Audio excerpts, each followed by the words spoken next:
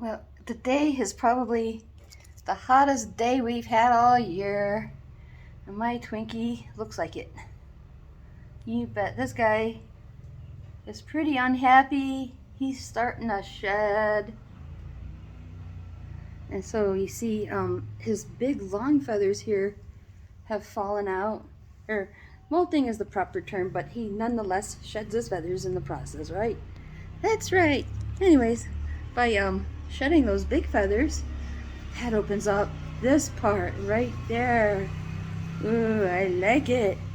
That motor going by has got Easter moving around. Uh-oh, Easter, there's a big motor going by. He was squirming earlier. I tried to get him to calm down. Yeah, so I could calm him down and make a video. I wanted to tell you about Easter shedding his big wing feathers. Now earlier I had a clip of him flapping his wings, and you can tell they definitely look funny. So when those new wing feathers come in, they're just like really big feather stems with like blood in them, so they're kind of heavy too. So if he opens his wings and flaps them, it's like really heavy and awkward until he gets through that stage. So anyways, I've been enjoying petting Easter's soft little tail. That's his rump, you should say, is Easter's rump. Easter's rump, and I know he wants me to let him loose. Oh, there he goes, there he goes. Oh, that was very acrobatic, Easter. Very acrobatic. Now, anyways, there he goes. He's very glad I let him down. You could just tell by his very tail language.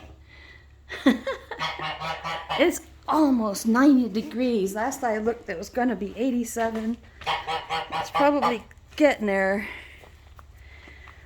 Yeah, I was looking at all those big white feathers. I knew that was Easter's work. Huh. I should have brought a bucket of water, but I wasn't sure if I was going to need it after all that rain. I think I kind of need it. I wish I brought it. See that? Big funny wings. Come here, Easter. Alright, I'm going to hug him goodbye because this is our last chance to snuggle. Easter, I know you don't want me to maul you anymore. I promise I won't. Just one little peck. One little peck. Come on. One little peck. That's all I want. I lied. I gave him several. Oh, Easter. Easter. I won't touch you anymore. That's my deal. Yeah, I really pushed the limit with Easter. I picked him up and I carried him across the yard. And I really wanted to have a little alone time with my Twinkie. Yeah, and catch up on old times, you know. Look who's all apprehensive and careful. Anyways, that's my news. Not only has our baby grown up a lot since we seen it last, Easter's getting new feathers. How about you, Sammy Summer? You got a happy tail, huh? Sammy Summer. Yeah, and that's Mama Goose. Now, I've mentioned before, if you haven't watched my videos, I'll mention it again, that when Sammy Summer came, he was just a kid, and I thought it was a girl. That's why I kept calling him Summer. I thought he was trying to be Easter's new girlfriend or something, but sometimes when they drop off baby geese here, they just make friends with Easter because he's a big, gentle goose, and he takes care of the babies, and I think Sammy Summer was trying to jump in on it, but he already had a crew of Canadian geese. They had 3 babies that were already attached to him. So I'd notice Sammy would swim over, and Easter's crew would just sort of chase him off. So he had to go over and bond with China Goose, which is right over here. Hi, China Goose. And O'Nelly, these guys play nanny anytime there are babies on the pond. Now, they don't seem to be as involved with this group, you know. These guys have been kind of sticking to themselves and chasing off any bird that comes near them.